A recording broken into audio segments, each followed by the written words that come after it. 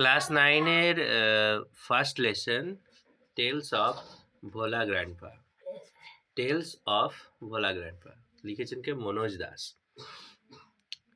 ব্যাপারটা আচ্ছা, টেক্সটে ঢোকার আগে আমি ক্লাস নাইনের ছেলেদের বলি, এবার থেকে আমরা ক্লাস নাইনের টেক্সট নিয়ে একটুকু ডিটেলসে অ্যানালিসিস করব এবং জানতে চাইবো যে কেন আমরা এই টেক্সটটা পড়ছি। ঠিক আছে? তো গল্প যদি আমরা দেখি, টেলস অফ ভোলা গ্র্যান্ডপা, এখানে যদি আক্ষরিক মানে হয় সেটা হচ্ছে ভোলা দাদুর গল্প। এবারে যদি আমরা ভোলা শব্দটাকে দাদুর বিশেষণ হিসেবে ভাবি, দাদুর অ্যাডজেক্টিভ হিসেবে ভাবি, তাহলে দাদুর কাজ হয়তো ভোলা, এটা আমরা বুঝতে পারবো। কিংবা আমরা যদি ভাবি তাহলে দাদুর নাম হয়তো ভোলা হতে পারে, কিন্তু আমরা এখনো জানি না যে কোন দাদুর কথা বা দাদুর কোন গুণের কথা বলা হয়েছে। এখানে দাদুর গুণের কথা বলছে না দাদুর নামের কথা বলছে, সেটা কিন্তু আমরা জানি না। তো যদি পুরো গল্পটার কথা বলি, পুরো গল্পটাই লেখা হয়েছে ফার্স্ট পার্সন পার্সপেক্টিভ থেকে, মানে প্রথম প্রথমে যে ব্যক্তি আছে, প্রথম পুরুষ, উত্তম পুরুষে যে ব্যক্তিরা থাকে, মানে আমি, আমরা, তাদের দৃষ্টিকোণ থেকে বলা হয়েছে। That is called first person perspective. মানে পুরো টেক্সটের মধ্যে যদি আমরা গো থ্রু করি, আমি, আমরা, আমাদের, আমাদের জন্য, আমাদেরকে, এই সব ওয়ার্ডই আমরা বারবার রিপিটে পাবো। ঠিক আছে? তো কিছু দেরি না করে ডাইরেক্ট আমি টেক্সটে চলে যাচ্ছি। ভোলা grandpa and his wife, Bhola দাদু এবং তার স্ত্রী, lived at the western end of our village, গ্রামের পশ্চিম প্রান্তে থাকতো। ওয়েস্টার্ন মানে পশ্চিম, পশ্চিম প্রান্তে থাকতো। এ লার্জ বোকাল ট্রি, একটা বড় বকুল গাছ, ওভারশ্যাডোড দেয়ার হার্ট, তাদের কুঁড়ে ঘরের ওপর ছায়া দিয়ে ঢাকা করে রেখেছে। ওভারশ্যাডোড, শ্যাডো মানে ছায়া, ওভারশ্যাডো মানে ওপরে ছায়া প্রদান করে রেখেছে। ইন দ্য বোকাল ট্রি, সেই বকুল গাছে, lived a small troops of monkeys, বাস করত একটা ছোট দল বাঁদরের। Bhola grandpa and his wife, Bhola দাদু এবং তার স্ত্রী, ডিড নট মাইন্ড ইট, এটা কিছু মনে করতো না। এটা ছিল একটা স্মল ডেসক্রিপশন যে আমাদের ভোলা দাদু কার সঙ্গে থাকে, কোথায় থাকে। তো ভোলা দাদু তার স্ত্রীর সঙ্গে গ্রামের পশ্চিম প্রান্তে থাকে। এবার একটা প্রথম ইনসিডেন্ট, যদি আমরা পুরো গল্পটার কথা বলি, পুরো গল্পে টোটাল 3টে ইনসিডেন্ট আছে, যার প্রথম ইনসিডেন্টটা আমরা পড়ছি, যেটা ভোলা দাদুকে নিয়ে। ওয়ান মুনলিট নাইট, একটা জ্যোৎস্না রাতে, মুনলিট মানে চাঁদের আলোয় ঢাকা, মানে জ্যোৎস্না। ওয়ান মুনলিট নাইট, এক জ্যোৎস্না রাতে, we were returning from a festival, আমরা একটা উৎসব থেকে বাড়ি ফিরছিলাম। ফেস্টিভ্যাল মানে উৎসব, মানে এখানে যদি গ্রামের উৎসবের কথা বলি, বেসিক্যালি সেটা মেলা হতে পারে কিংবা কোনো পুজো অর্চনা হতে পারে, কোনো ঠিক নেই, কিন্তু এরকমই একটা উৎসব থেকে আমরা এক জ্যোৎস্না রাতে বাড়ি ফিরছিলাম। দ্য রোড ওয়াজ লং, রাস্তাটা ছিল লম্বা, অ্যান্ড ফগি, এবং কুয়াশায় ঢাকা। I was riding on the village chowkidar's shoulders, আমি চেপেছিলাম গ্রামের চৌকিদারের কাঁধে। সাডেনলি, হঠাৎ করে, Bhola grandpa led out a loud wail, Bhola grandpa শুরু করলো একটা জোরালো চিৎকার করতে। কি ব্যাপার? এভরিওয়ান ইন আওয়ার পার্টি, সকলেই আমাদের দলের, মানে আমাদের দলের সকলেই, ওয়াজ সারপ্রাইজড, অবাক হয়ে গেল। উই হল্টেড, আমরা থামলাম। এনকোয়ারি রিভিলড, জিজ্ঞাসাবাদে জানা গেল, দ্যাট যে ভোলা গ্র্যান্ডপা, ভোলা দাদু, হ্যাড টেকেন হিজ গ্র্যান্ডসন, তার নাতিকে নিয়ে গেছিল টু দ্য ফেস্টিভ্যাল, সেই উৎসবে। He had tightly held on to the two finger of the boy, সে শক্ত করে বাচ্চার দুটো আঙ্গুলকে ধরে রেখেছিল। হি ডিড নট রিয়েলাইজ, সে বুঝতে পারেনি, হোয়েন দোজ ফিঙ্গার্স, কখন সেই আঙ্গুলগুলো স্লিপড আউট, হাত থেকে বেরিয়ে গেছে। Bhola grandpa was continuing as before, Bhola দাদু কিন্তু সেই আগের মতোই চালিয়ে যাচ্ছিল। মানে হাত যখন কেউ বাচ্চা ছেলের যখন আঙ্গুল আমরা ধরি তখন হাতটা মুঠো করে ধরে থাকি, ভোলা দাদুর হাত থেকে আঙ্গুলগুলো চলে গেছে, কিন্তু ভোলা দাদু স্টিল ভাবছে যে ওর নাতি আঙ্গুলগুলো ধরে রেখেছে ভিড়ের মধ্যে, সেই জন্য সে হাতটা সেই মুষ্টিবদ্ধভাবেই সেই পুরো মেলা ঘুরে গেছে। কিন্তু হাতে এখন আর কে নেই, হাতের আঙ্গুল তার নাতির আঙ্গুলগুলো নেই, নাতি চলে গেছে। দেন সামওয়ান, তারপর তখনও কিন্তু বুড়ো দাদুর মানে ভোলা দাদুর হুঁশ আসেনি। তারপর কি হলো না, বলছে দেন সামওয়ান, তখন অপর একজন আস্কড ভোলা গ্র্যান্ডপা, ভোলা দাদুকে জিজ্ঞাসা করলো what he was gripping, grip মানে ধরা, সে হাতে কি ধরে আছে। হি রিমেম্বার হিজ গ্র্যান্ডসন, সে তার তখন তার নাতিকে মনে পড়ে গেছে, and laid out aloud well, তখন সে একটা জোরে চিৎকার করে বসেছে। মাই ফাদার, আমার বাবা, চোজ বেছে নিল, টু শার্প আইড ম্যান, দুটো তীক্ষ্ণ দৃষ্টিধারী লোক, ফ্রম আওয়ার পার্টি, আমাদের দল থেকে, to go back with Bhola grandpa to the festival, Bhola গ্র্যান্ডপার সাথে সেই উৎসবে, সেই মেলাতে বা সেই জায়গাতে যেতে, ফিরে যেতে। The grandson was found before long, নাতিকে খুব তাড়াতাড়ি খুঁজে পাওয়া গেল, মানে বেশি দেরি না করেই খুঁজে পাওয়া গেল। হি হ্যাড টেকেন, সে নিয়েছে, এ কোজি শেল্টার, একটা আরামদায়ক জায়গা, আন্ডার নিচে, এ কাউজ বেলি, একটা গরুর পেটের নিচে সে একটা আরামদায়ক জায়গা নিয়েছে। এই দেখো ফটোতে দেখাচ্ছে। তো এটা ছিল একটা ইনসিডেন্ট।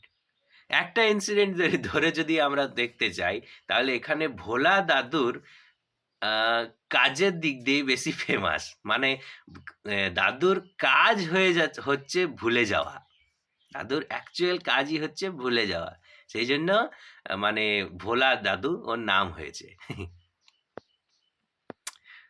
দেখা যাক, এই যে second incident, I remember another funny incident about Bhola grandpa, আমার মনে আছে অন্য একটা মজাদার ঘটনা অ্যাবাউট ভোলা গ্র্যান্ডপা, ভোলা দাদুকে নিয়ে। এই যে দেখো লাইনটা শুরু হচ্ছে আমি দিয়ে, যদি আগেরটাও দেখো যে আমরা গিয়েছিলাম, that is call the first person perspective, মানে উত্তম পুরুষের দৃষ্টিকোণ দিয়ে লেখা। যাই হোক, বলছে আমার অন্য একটা ঘটনা মনে আছে ভোলা দাদুকে নিয়ে, রিলেটেড বাই মাই ফাদার, যেটা আমার বাবা আমাকে ব্যাখ্যা করেছিল, বলেছিল। It had been a rainy afternoon, এটা ছিল একটা বৃষ্টিপূর্ণ বিকেলবেলা, মানে বৃষ্টির বিকেলবেলা।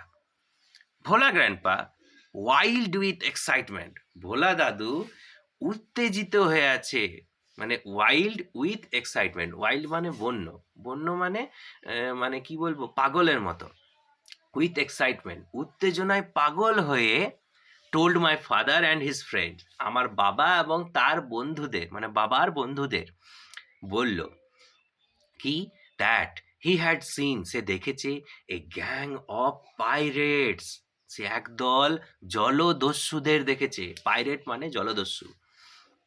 দে ওয়ের বারিং এ লার্জ বক্স, তারা বারি করছে, বারি করা মানে হচ্ছে পুঁতে দেওয়া, তারা পুঁতে দিচ্ছে এ লার্জ বক্স, একটা বড় বাক্স, under one of the sand dunes, একটা বালির ঢিপির নিচে, on the sea shore by the village, গ্রামের কাছে যে সমুদ্রের তটটা রয়েছে, সমুদ্রের তীরটা রয়েছে, ওখানে যে বালির ঢিপিগুলো আছে, সেই বালির ঢিপিগুলোর মধ্যে একটাতে একটা বড় বাক্স কতগুলো জলদস্যু লুকিয়ে দিচ্ছে, পুঁতে দিচ্ছে। এটা সে বাবার বন্ধুদের বলল, বাবা আর বাবার বন্ধুদের বলল, কে না ভোলা দাদু। কিরকম ভাবে না, ওয়াইল্ড উইথ এক্সাইটমেন্ট, মানে উত্তেজনায় পাগল হয়ে, মানে বিরাট খুশি হয়ে আর কি। অ্যাট ওয়ান্স, তৎক্ষণাৎ ফাদার অ্যান্ড হিজ ফ্রেন্ডস, বাবা এবং তার বন্ধুরা started looking for the hidden treasure, শুরু করলো খোঁজা সেই গুপ্ত ধনটাকে। Evening passed on to nights. দেখো ব্যাপারটা শুরু হলো বিকেলবেলাতে, বিকেল থেকে সন্ধে গড়িয়ে এলো, আর এখনো আবার বলছে কি ইভিনিং, সন্ধেটাও পাস্ট অন টু নাইটস, গয়ে চলে গেল রাত অবধি, মানে সন্ধে গড়িয়ে রাত হয়ে গেল। Moonlight came in through the clouds, চাঁদের আলো আসতে লাগলো বাদলের মধ্যে দিয়ে। এ প্যাক অফ জ্যাকেলস, একদল খ্যাঁকশিয়ালরা ওয়ের হাউলিং, চিৎকার করতে শুরু করে দিল। ইট ওয়াজ পাস্ট মিডনাইট, এটা ছিল মধ্যরাত্রির মানে মানে কি বলবো, মধ্যরাত্রি পরের অবস্থা, মধ্যরাত্রি পাস্ট মিডনাইট আর মধ্যরাত্রি পেরিয়ে গেছে।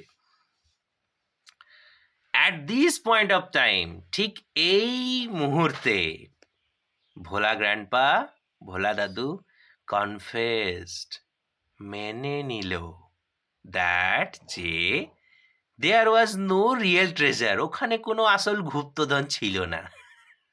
ইট ওয়াজ অল এ ড্রিম, এটা ছিল একটা স্বপ্ন, হুইচ, যেটা he had during his mid day nap, যেটা সে দুপুরের ঘুমে দেখতে পেয়েছিল। মানে দুপুর বেলায় ভাত খাওয়ার পর যে একটুকু ঘুম ঘুম ভাব আসে, ভোলা দাদু সেই সময় ঘুমিয়ে পড়েছে অ্যান্ড একটা স্বপ্ন দেখেছে, যেখানে দেখেছে যে বালিতে একদল জলদস্যু গুপ্তধন পুঁতে দিয়ে গেছে। আর সেটাই সেই ঘুম থেকে উঠে কোনো ক্ল্যারিফাই না করে দৌড়ে চলে গেছে তার ছেলে, মানে লেখকের বাবাকে আর তার বন্ধুদের বলতে। So here is a funny incident. Total দুটো ইনসিডেন্ট হলো, আর একখানা ঘটনা আছে যেটা ঠিক এর পরেই বলা হয়েছে। এই যে ওয়ান্স, একবার, Bhola grandpa had a great adventure, ভোলার দাদুর একটা বিরাট দুঃসাহসিক অভিযান করেছিল ইন দ্য সুন্দরবন, সুন্দরবন এলাকায়। কি করেছে না, বলছে ইন দোজ ডেজ, তখনকার দিনে royal Bengal tigers, royal Bengal টাইগাররা ফ্রিলি রোম, স্বাধীনভাবে ঘুরে বেড়াতো। ফ্রিলি মানে স্বাধীনভাবে, রোম মানে ঘুরে বেড়াতো। The dense jungle of the Sundarban, সুন্দরবনের গভীর জঙ্গলে। People took care to move about only in groups, particularly after sundown, সূর্য ডুবে যাওয়ার পর লোকজন তাই বিশেষ খেয়াল করত, যখন বিশেষ খেয়াল করত দল বেঁধে যাওয়া আসার। টু মুভ মানে যাওয়া আসা, অ্যাবাউট অনলি ইন গ্রুপস দলে যাওয়া আসা করা, মানে একা একা কেউ যেত না সূর্য ডুবে যাওয়ার পর। ওয়ান ইভিনিং, এক সন্ধেবেলায়, Bhola grandpa was returning, Bhola grandpa ফিরে আসছিল ফ্রম দ্য উইকলি মার্কেট, সাপ্তাহিক বাজার থেকে, মানে হাট থেকে আর কি। সাডেনলি, হঠাৎ করে, অ্যাট এ ডিস্টেন্স, অল্প দূরেই, অব অ্যাবাউট 5 yards, প্রায় 5 গজ বা 5 হাত দূরে, বিহাইন্ড হিম, তার পেছনে 5 হাত দূরে, হি হার্ড, সে শুনতে পেল কি, the growl of a royal Bengal tiger, একটা গর্জন রয়্যাল বেঙ্গল টাইগারের। Bhola grandpa turned, Bhola grandpa ঘুরল, অ্যান্ড ফাউন্ড, এবং দেখতে পেল, দ্য ব্রাইট গেজ, সেই উজ্জ্বল দৃষ্টি, অফ দ্য টাইগার, সেই উজ্জ্বল এক দৃষ্টে তাকানো, গেজ মানে হচ্ছে এক দৃষ্টে তাকানো, দ্য ব্রাইট গেজ, সেই উজ্জ্বল এক দৃষ্টে তাকানো, অফ দ্য টাইগার, বাঘের, অন হিজ ফেস, তার চোখে। দেখো ব্যাপারটা হচ্ছে সন্ধেবেলা, মানে রাত, রাত অন্ধকার, আর বাঘ হচ্ছে স্তন্যপায়ী, তার উপর আবার চারপায়ী জন্তু, বাঘের 4টে পা আছে, সে 4 পাই জন্তু। সেই জন্য কি না আমরা দেখেছি 4 পাই জন্তু যারা হয়, এই যেমন কুকুর, বেড়াল আর বাঘ বা আরো কিছু কিছু জন্তু আছে যাদের চোখ অন্ধকারে চকচক করে। এটা সায়েন্সের ব্যাপার। সায়েন্সে তোমরা যদি জানো তোমরা বুঝতে পারবে যে ওদের চোখ কিন্তু চকচক করে, আমাদের কিন্তু করে না। যাই হোক, বাঘের সেই উজ্জ্বল একদৃষ্টে তাকানোটা দেখতে পাচ্ছে, যেটা তার মুখ করেই তাকিয়ে আছে। Bhola grandpa instantly climb up a nearby banyan tree. Bhola দাদু তৎক্ষণাৎ চড়ে বসলো একটা কাছাকাছি অশ্বত্থ গাছে, সরি বট গাছে। ব্যানিয়ান ট্রি মানে বট গাছ। বট গাছে কাছাকাছি একটা বট গাছ দেখেছে, দিয়ে দৌড়ে চেপে গেছে। দ্য টাইগার রোয়ার্ড, বাঘটা গর্জন করলো, অ্যান্ড সার্কেল দ্য ট্রি, সেই গাছটার নিচে ঘুরতে লাগলো, সার্কেল গোল গোল ঘুরতে লাগলো, অ্যাবাউট 100 টাইমস, প্রায় 100 বার। দেন তারপর ইট সেটেল ডাউন, এটা বসে পড়লো আন্ডার এ বুশ, একটা ঝোপে নিচে, মানে একটা ঝোপের তলায়। Without taking it's eyes of him, তার থেকে, তার বলতে এখানে ভোলা দাদুর থেকে দৃষ্টি না সরিয়েই সে একটা ঝোপের তলায় লুকিয়ে পড়ল। উইথ নাইটফল, রাত গড়িয়ে আসায়, দ্য ফরেস্ট, জঙ্গলটা গ্রিউ ডার্ক, হয়ে গেল অন্ধকার, অ্যান্ড সাইলেন্ট, এবং চুপচাপ। ভোলা গ্র্যান্ডপা কুড হিয়ার, ভোলা দাদু শুনতে পাচ্ছিল, দ্য টাইগার, বাঘটা, বেটিং ইটস টেল, এর লেজটা নাড়াচ্ছে, অন দ্য ড্রাই লিভস, শুকনো পাতার ওপর দিয়ে। আওয়ার্স পাস্ট, এইভাবেই ঘন্টার পর ঘন্টা কেটে গেল। Dawn broke with the cooing of doves, ঘুঘু পাখিদের ডাকে ভোর হলো। ভোলা গ্র্যান্ডপা কেম আউট, ভোলা দাদু বেরিয়ে এলো। দেয়ার ওয়াজ এ গ্রুপ অফ মেন, ওখানে একদল লোক ছিল, অন আ মোল্ড, একটা ঢিপিতে, এ লিটল ওয়ে, একটু দূরেই। Bhola grandpa climb the mound, Bhola grandpa সেই ঢিপির উপর চেপে বসলো, and requested the first man, সেই প্রথম লোকটাকে সে অনুরোধ করলো, হি স, মানে প্রথমেই যে লোকটাকে দেখতে পেল সেই লোকটাকেই সে অনুরোধ করলো, for some water to drink, অল্প জল খাওয়ার জন্য। The man had seen the tiger waiting, সেই লোকটা বাঘটাকে অপেক্ষা করতে দেখেছিল। হি ওয়াজ মাচ বিউইল্ডার্ড, সে অনেকটাই হতভম্ব হয়ে গেল। বিউইল্ডার মানে হতভম্ব হয়ে যাওয়া। What is your secret that you simply walk past the hungry beast and it did nothing,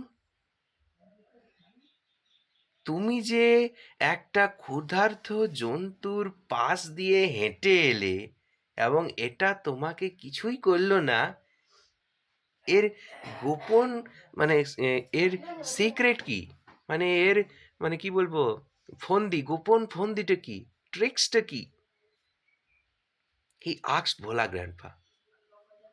the tiger was stretching its lives, বাঘটা এর এর অঙ্গ প্রত্যঙ্গগুলো স্ট্রেচ করছিল, মানে টান দিচ্ছিল, মানে আরাম, গা মুড়ছিল, অ্যান্ড ইয়নিং, এবং হাই তুলছিল। দেন ভোলা গ্র্যান্ডপা রিমেম্বার্ড, তারপর ভোলা দাদুর মনে পড়লো তার টাইগার, বাঘটাকে, অ্যান্ড লুকড অ্যাট ইট, এবং তার দিকে তাকালো। Bhola grandpa almost lost his sense in fear, Bhola দাদু প্রায় হারাতে চলেছিল তার জ্ঞান ভয়ে। হি র্যান ব্যাক হোম, সে দৌড়ে বাড়ি চলে এলো। মানে গত রাত্রিতে একটা বাঘে তাড়া করেছিল, সেই বাঘের তাড়া খেয়ে গাছের উপর চেপেছিল, কিন্তু সকাল হতে হতে সেই বাঘটাকেই ভুলে গেছে। এবার সামনে যে লোকটা ছিল সে তো অবাক, দেখছে বাঘের মুখের সামনে, মানে জাস্ট গাছের তলায় একটা ঝোপে একটা বাঘ বসে আছে, ওখানে লিটারালি বাঘটা বসে বসে ওয়েট করছে, অপেক্ষা করছে। আর ভোলা দাদু জাস্ট চিল মাইন্ডে গাছ থেকে নেমে সামনে যে ভদ্রলোককে দেখতে পেলো, ও বললো, ভাই একটু জল দিবি। ও বাঘের ব্যাপারে সম্পূর্ণ ভুলেই গেছে। তো ৩টে ইনসিডেন্ট ছিল, শর্টে একটু বলি। প্রথম ইনসিডেন্ট, নাতিকে মেলায় দিয়ে ভুলে আসা। দ্বিতীয় ইনসিডেন্ট, এটা ভুলে যাওয়া যে সে স্বপ্নতে দেখেছিল, তো স্বপ্ন আর বাস্তবের মধ্যে ভুলে যাওয়া। আর তৃতীয় জিনিস, বাজার করতে যে একটা বাঘকে দেখা হয়েছে, সেই বাঘটাকেই ভুলে যাওয়া। লাস্ট পোর্শনে আমরা চলে এসেছি, একদম শেষে। হাফ এ সেঞ্চুরি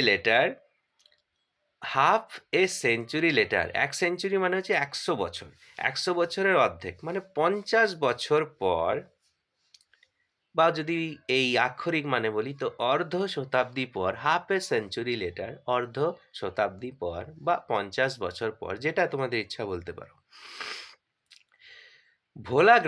ভোলা দাদু লেফট আস ফরএভার, চিরকালের জন্য আমাদের ছেড়ে চলে গেল, ওয়ান মর্নিং, এক সকালে, অ্যাট দ্য এজ অফ ৯৫, ৯৫ বছর বয়সে, এক সকালবেলায় ৫০ বছর পর ভোলা দাদু আমাদের ছেড়ে চলে গেল। তার মানে এতক্ষণ ধরে আমরা যে ঘটনাটা পড়ছিলাম সেটা ভোলার দাদুর পৌঢ় অবস্থার, যখন তার বয়স ছিল ৯৫ মাইনাস ৫০ মানে ৪৫ বছর বয়স যখন ছিল, ঠিক আছে। হিজ 80-year-old ওয়াইফ, তার ৮০ বছরের বৃদ্ধা স্ত্রী, ল্যামেন্টেড মাচ, প্রচুর দুঃখ পেয়েছিল। সি সেড উইথ এ সাই, সে দীর্ঘশ্বাস ফেলে বলেছিল, দ্য ওল্ড ম্যান, এই বুড়ো লোকটা, must have forgotten to breathe, হয়তো শ্বাস নিতে ভুলে গেছে। মানে এখানে যদি এই পুরো গল্পটাতে যদি আমরা ভোলা দাদুকে দেখি, তো এখানে ভোলা বোধহয় দাদুর নাম নয়, ভোলা দাদুর নাম এই জন্য হয়ে গেছে, ভোলা জিনিসটা দাদুর অ্যাডজেক্টিভ হতে পেরেছে, দ্যাটস বিকজ দাদুর কাজই হয়ে যাচ্ছে যে কোনো জিনিসকে ভুলে যাওয়া। এবার আসছি মেন কথায়, যে আমরা ক্লাস 9-এ এইরকম একটা অদ্ভুত ভুলে যাওয়া দাদুর গল্প কেন পড়লাম, তাই তো? এবার সেই বিষয়ে যদি আমি বলতে যাই, তো একটু ডিপলি একটু ভেবে দেখো, দাদুর বয়স কিন্তু মাত্র ৪৫ বছর, যখনকার ৩টে ঘটনা আমাদের সামনে তুলে ধরা হয়েছে। আচ্ছা, দাদুর বয়স ৪৫, আর যদি তাহলে দিদিমার বয়স দেখতে যাই, তাহলে হবে সেটা ৮০ মাইনাস ৫০ মানে ৩০ বছর। তার মানে দিদিমা তখনও স্টিল ইয়ং, দিদিমা তখনও যৌবন, মানে একটুকু যুবক, কম বয়সী। আর সেই জায়গায় আমাদের ভোলা দাদু একটু বেশি বয়স্ক, ১৫ বছরের ডিফারেন্স, ৪৫ বছর বয়স হচ্ছে যখনকার এই ঘটনাগুলো ঘটেছিল। এবার স্বাভাবিকভাবে ভেবে দেখো, একজন ৪৫ বছরে হওয়া দাদু, আই রিপিট, ৪৫ বছর বয়স হয়তো এখনকার দিনে আমাদের বাবাদের বয়স হয়, কিন্তু ৪৫ বছর বয়সে হয়ে যাওয়া একজন দাদুর মাথায় কত ফ্যামিলি প্রেশার থাকতে পারে? মোস্ট প্রবাবলি এখনকার আমাদের বাবার তুলনায় তার ডবল, রাইট? এবার সেই রকম এক অবস্থার, মানে সেই রকম একটা প্রেশার মাথায় নিয়ে এই রকম ছোটোখাটো ভুল হওয়া কি স্বাভাবিক নয়? একবার টেক্সটের ৩টে ঘটনাকে মনে করার চেষ্টা করো।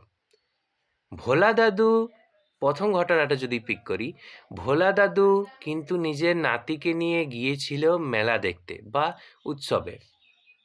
সেখানে সে তার নাতিকে কোলে করেও নিয়ে যেতে পারেনি, ওকে হাঁটিয়ে হাঁটিয়ে নিয়ে গেছে। তার মানে ভোলা দাদু is too weak to handle his grandson. তাও কিন্তু তিনি নিয়ে গেছেন।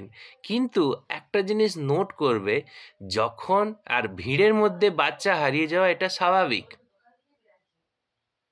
একজন বয়স্ক যেমন একটা বাচ্চাকে কোলে নিয়ে যেতে পারে না, এটা যেমন স্বাভাবিক, ঠিক তেমনি ভিড়ের মাঝেও হাত ছেড়ে যাওয়াটাও স্বাভাবিক। কিন্তু ভোলা দাদু যেহেতু উৎসব দেখতে ব্যস্ত ছিল, সেই জন্য সে এই দিকে হয়তো খেয়ালই করেনি যে তার হাত থেকে তার দাদু সরে, মানে ছোট দাদু, মানে বলতে গেলে নাতি গেছে ছেড়ে ফেলেছে। কিন্তু যখনই তার নাতির কথা মনে পড়লো, সে কি করলো? চিৎকার করলো। এটাও তো স্বাভাবিক। সেকেন্ড কথাতে যদি আসি, সেকেন্ড ইনসিডেন্টে, ভোলা দাদু দুপুরের খাবার খেয়ে কিন্তু লিটারেলি ঘুমিয়ে পড়েছিল। তারপর সে স্বপ্ন দেখেছিল।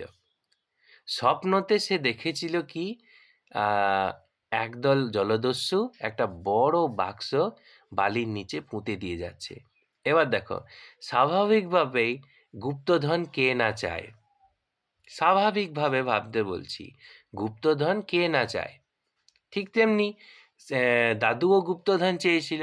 কিন্তু দাদু গুপ্তধনে এতটাই বেশি খুশি হয়ে গেছিল, সে যে ঘুম, মানে কি বলবো, আইডিয়াল ওয়ার্ল্ড আর রিয়েল ওয়ার্ল্ডের মধ্যে ফারাক করতে পারেনি।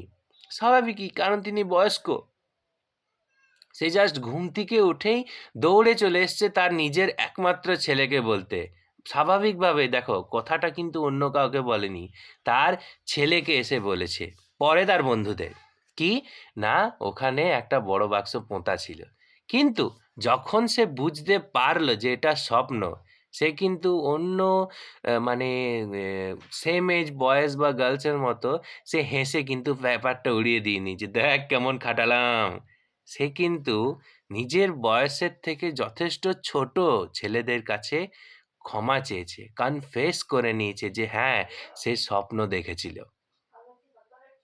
আবার যদি থার্ড ব্যাপারটা দেখি, থার্ড ব্যাপারটায় সে রাত্রেবেলায় গাছে যখন চেপে গেছিল, তখন তার মনে ছিল যে বাঘের তাড়া খেয়ে চেপেছে। কিন্তু সকালবেলায় সে যখন নেমে আসে, সে কিন্তু গাছের ওপর থেকে যেহেতু ঝোপের তলায় বাঘটাকে দেখতে পায়নি, সে তখন ভেবে নিয়েছে যে বাঘটা হয়তো চলে গেছে। কিন্তু নিচে নেমে যখন নিচ থেকে পরিষ্কার দেখতে পাচ্ছে যে বাঘটা আছে, তখন সে ভয় পেয়ে গেছে। ব্যাপারটা এখানে থার্ড ব্যাপারটায় স্বাভাবিকভাবে সে ভুলে যায়নি। তার ব্যাপারটা হয়েছে কি, সে ভেবে নিয়েছিল, সে ধরে নিয়েছিল যে বাঘটা হয়তো চলে গেছে, সেই জন্য সে চিলভাবে নেমেছিল। এবার আমরা বলছি যে ব্যাপারটা যখন সব কিছুই স্বাভাবিক, আমি যে বললাম, তাই তো সব ব্যাপারই যেমন দাদুকে মানে নাতিকে হাত থেকে ছেড়ে ফেলা স্বাভাবিক, স্বপ্ন দেখে সেটা বাস্তব মেনে নেওয়া স্বাভাবিক, আর উপর থেকে ঝোপ থেকে লুকিয়ে থাকা বাঘটাকে না দেখে মনে করা যে বাঘটা চলে গেছে, এটাও যেমন স্বাভাবিক। তাহলে এত স্বাভাবিক যে নেচারগুলো মনোজ দাসের গল্পতে ফুটে উঠলো, আমরা তাহলে হাসছি কেন? কেন আমাদের এই ঘটনাগুলো শুনে, এই ঘটনাগুলো পড়ে হাসি লাগছে? তার কারণ হচ্ছে এই, গল্পে যিনি আছেন তিনি বয়স্ক দাদু, আর আমরা যারা গল্পটা পড়ছি তাদের বয়স যথেষ্ট কম। আর একটা জিনিস নোট করবে, আমরা কখনো না কখনো, কোথাও না কোথাও, আমাদের যারা প্রৌঢ়, আমাদের যারা বয়োজ্যেষ্ঠ, তাদেরকে কিন্তু আমরা একটু অবজ্ঞার চোখেই দেখে থাকি। And that is the main thing এই গল্পটার মধ্যে। পুরো গল্পটার মধ্যে কিন্তু দাদুকে দেখানো হয়নি, দাদুর নাম করে পুরো যে বয়স্ক জগৎ, পুরো যে বয়স্ক মণ্ডলী, তাদেরকে দেখানো হয়েছে যে আমরা তাদের এই ছোট ছোট ইনসিডেন্টগুলোকে কেমন হাস্যকর মনে করে নিই। অথচ তারা কিন্তু আমাদের কোনো ব্যাপার যদি হয়, তাদের অভিজ্ঞতা, তাদের এই যে মানে দৃষ্টিকোণ সেগুলো সেই দৃষ্টিকোণ, তাদের এই অভিজ্ঞতা জানা সত্ত্বেও তারা কিন্তু আমাদের অবজ্ঞার চোখে দেখে না। কেন? না because of this much age difference, আমাদের এই যে বয়সের ফারাক। ওনারা বয়স্ক, ওনাদের জানা আছে, তা সত্ত্বেও পাচ্ছে না, হে হে করে হেসে দিচ্ছি। কিন্তু একবার আমাদের তরফে ভেবে দেখো তো, আমরা যে জিনিসটা জানি না, সেই জিনিসটা নিয়ে যদি আমরা ওর কাছে যাই, সেম জিনিসটা যদি ওরা করতো, তাহলে আমরা কি শিখতে পারতাম? না তো।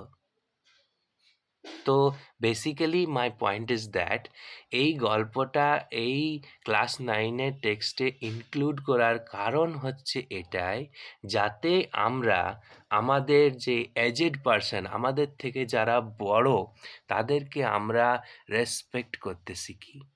তাদেরকে আমরা এইটুকু বুঝতে শিখি যে এই যে সামান্য ভুলে যাওয়া নয়, ওটা তাদের মাথার মধ্যে চলতে থাকা হাজার সমস্যার কারণে হয়ে থাকা একটা ম্যালফাংশন। আমরা যদি একটুকু ধৈর্য ধরি, একটুকু যদি তাদের সঙ্গে থাকি, একটুকু যদি তাদের বোঝার চেষ্টা করি, তাহলে কিন্তু দেখবে ভোলা দাদুর এই যে গল্পটা, বা ভোলা দাদুর মতো এই যে গল্পগুলো আমাদের কাছে কিন্তু মোটেও হাস্যকর হবে না। আর যখনই বুঝবে যে এই গল্পটা পড়ে তোমার হাসি লাগছে, তখনই বুঝবে যে তুমি তোমার বয়স্কদের এখনো শ্রদ্ধা করতে পারছো না।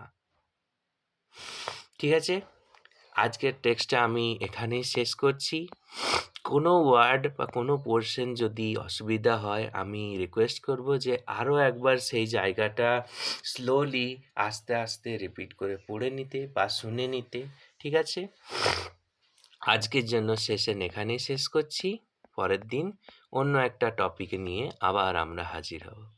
Till then, bye by.